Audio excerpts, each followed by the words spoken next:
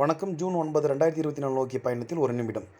2 கேள்வி பார்க்கலாம். முதல் கேள்வி, உச்சநீதிமன்றத்தின் முதல் பெண் நீதிபதி யார்? பதில் பாத்திமா பிவி. அண்ணாசாண்டி என்பவர் உயர்நீதிமன்றத்தினுடைய முதல் பெண் நீதிபதி. இந்திரா காந்தி இந்தியாவினுடைய முதல் பெண் பிரதமர். விஜயலட்சுமி பண்டிட் நேருவின் சகோதரி மற்றும் ஐநாவினுடைய முதல் பெண் பிரதமர். 2வது கேள்வி, கூற்று. நிர்வாக சீர்திருத்த ஆணையம் தான் லோக்பால் மற்றும் லோக் ஆயுக்தாவை ஏற்படுத்தியது. காரணம், இது சுதந்திரமாக செயல்படுகிறது. இதில் அரசியல் சாராதவர்கள் உள்ளனர். ரெண்டுமே கூற்றும் காரணம் சரி. So answer B.